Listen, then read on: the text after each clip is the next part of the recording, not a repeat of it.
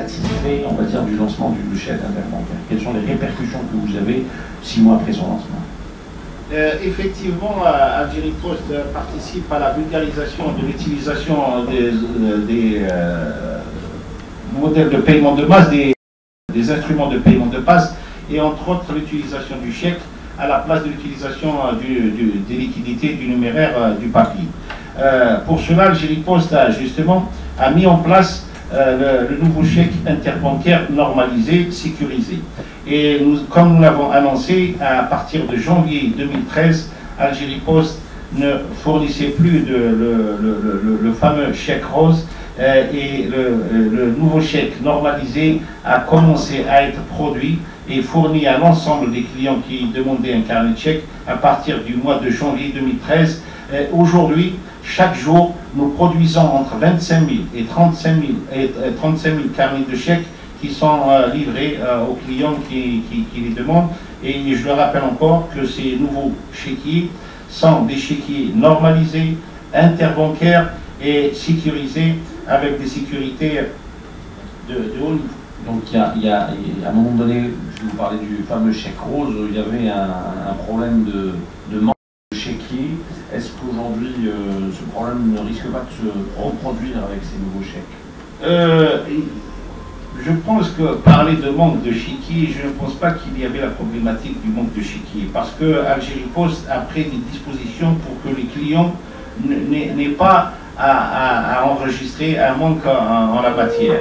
Pour la simple raison que, comme je le dis, les capacités d'Algérie Post étaient suffisamment dimensionnées pour répondre à la demande. On a toujours fourni entre 20 000 jusqu'à 40 000 carnets de chèques par jour. Et en parallèle, nous avons mis en place ce qu'on appelle l'imprimé unique SFP1 qui est téléchargeable à partir du site d'Algérie Post et qui est disponible au niveau de l'ensemble des guichets des bureaux de poste et qui permettait d'utiliser ce formulaire unique à la place du chéquier. Effectivement, il y a quelques clients qui ne récupèrent pas leur carnet de chèques auprès du bureau de poste auquel ils sont rattachés ou bien le plus proche de leur domicile. Et aussi le facteur, quand il veut leur distribuer le carnet, ils ne les trouvent pas chez eux et le carnet de chèque ne peut pas être remis à une tierce personne.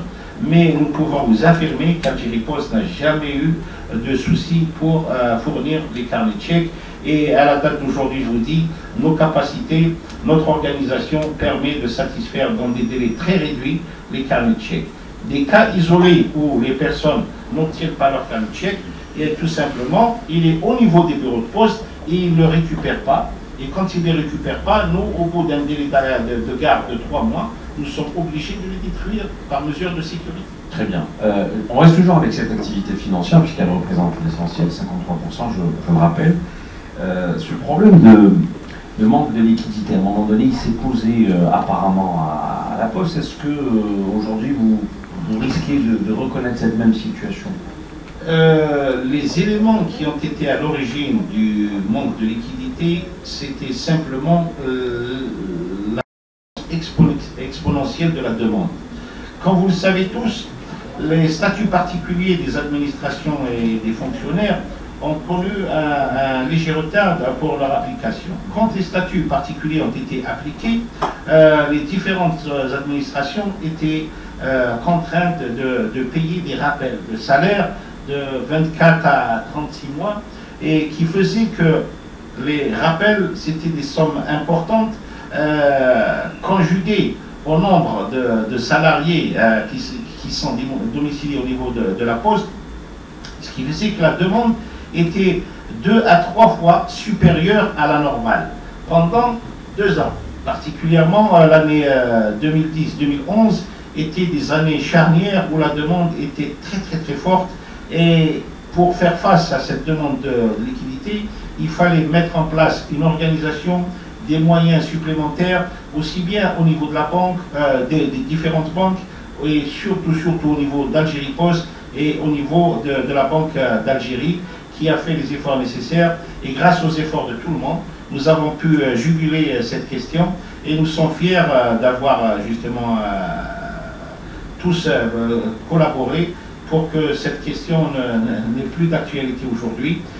Aujourd'hui, si vous avez... Donc vous incombez vraiment la responsabilité à ces rappels faramineux de différents secteurs. La cause principale, je dis, je l'estime supérieure à 90% de la crise des liquidités des années antérieures à 2011, c'était les rappels, le versement de rappels. Et puis, il y a aussi une question qui est lancinante et qui revient souvent, c'est les comportements des citoyens. Le citoyen avait tendance à recourir au cash, à utiliser de la monnaie fiduciaire. Mais aujourd'hui, nous constatons que grâce aux efforts que nous sommes tous en train de mener pour la vulgarisation et l'utilisation et de remettre la confiance dans l'utilisation du chèque, et surtout la vulgarisation de la monétique qui va permettre de faire des retraits de petits montants au lieu de retirer en une seule fois l'ensemble de ses ressources. On peut retirer à chaque fois qu'on a un besoin, et y compris que les distributeurs automatiques sont disponibles à chaque fois. Par contre, l'établissement bancaire ou l'établissement, le bureau de poste ferme au-delà d'une certaine heure. Les automates permettent justement une disponibilité, et aussi aujourd'hui le lancement du paiement par la carte. Et aujourd'hui, je suis fier de dire qu'au niveau de 450 bureaux de poste, il est possible de payer la facture de la Sonel par le biais de la carte jaune, la carte monétique d'Algérie Post. Permet le paiement de la facture Sonel Gaz. Nous avons fait les applicatifs, nous avons mis en place l'organisation pour que les citoyens peuvent payer par la carte au niveau du bureau de poste. Au niveau du bureau de poste, au niveau d'un terminal de paiement électronique. Il introduit le montant de la facture et un code, et la facture est payée. La Sonel Gaz informée, son système d'information online, il va être actualisé, et son compte sera débité du montant de la facture de Sonel Gaz. Il y a une traçabilité. C'est appliqué actuellement? C'est appliqué actuellement au niveau de 450 bureaux de poste. Toutefois, effectivement, le cap à franchir dans le comportement des citoyens est effectivement très lent pour que les citoyens s'habituent à aller payer directement à la carte au lieu d'aller retirer du liquide pour aller remettre du liquide dans un autre guichet pour payer sa facture. Alors le seuil de retrait, à un moment donné, bon, il a posé problème pendant cette période de rappel en masse d'un certain nombre de salariés, de secteurs, de l'administration. Ce n'est plus le cas, mais est-ce qu'aujourd'hui le seuil de retrait que la Poste applique pourra être revu à la hausse à venir? Vous savez, c'est une question quand même qui est à contre-courant d'un comportement de notre siècle. Faire des grands retraits, pourquoi faire? Quand un client ou un citoyen a une opération d'un gros montant à faire, pourquoi cherche-t-il à prendre un sac d'argent pour aller faire sa transaction? Aujourd'hui, les gens font des paiements à distance, font des paiements par Internet ou font des paiements par carte. Pourquoi aujourd'hui on veut qu'un citoyen ou un client vienne dans un guichet de la Poste ou un guichet de la banque? Il va demander à retirer des sommes colossales et à les transporter pour aller les remettre à quelqu'un d'autre. C'est contre-civilisationnel. Mais ça dépend à qui vous avez affaire. Si quel que soit le besoin, l'État a essayé de réguler cette question. Parce qu'il est anormal aujourd'hui que les gens utilisent le cash. Toutes les populations à travers le monde réduisent l'usage du cash au détriment des autres instruments de paiement. Et le chèque en constitue un, la carte constitue un autre. Et aujourd'hui, le mobile en constitue le dernier qui règle pas mal de problèmes et qui facilite la vie de tout le monde. Donc, pour répondre à votre question, au niveau de la Poste, nous ne limitons pas le montant des retraits. Chaque citoyen peut retirer jusqu'à concurrence de son avoir. Toutefois, quand il s'agit de très très grosses sommes, et compte tenu effectivement aussi de l'évolution même de la fraude, nous prenons les précautions de protéger les comptes des gens. Nous nous accordons 24 heures pour faire les contrôles d'usage quand il s'agit de sommes supérieures à 200 000 dinars. Mais des sommes inférieures à 200 000 dinars, il peut les retirer dans tous les établissements, puisque nous travaillons en live. Donc nous avons notre système d'information qui nous permet de connaître et le client, de visualiser sa signature sur le champ et de connaître son avoir réel, son avoir instantané. C'est-à-dire même si quelqu'un vous a versé de l'argent il y a une heure, on sait que l'argent est dans votre compte. Vous n'attendez pas des jours ou des semaines pour savoir que votre compte est actualisé. Et la Poste, effectivement, fait en sorte de respecter le dispositif anti-blanchiment et aussi de protéger le client et les comptes des clients. Donc c'est pour cela qu'au-delà d'un certain seuil, nous accordons 24 heures pour vérifier. Donc il y a la réservation qui se fait et il vient chercher son argent.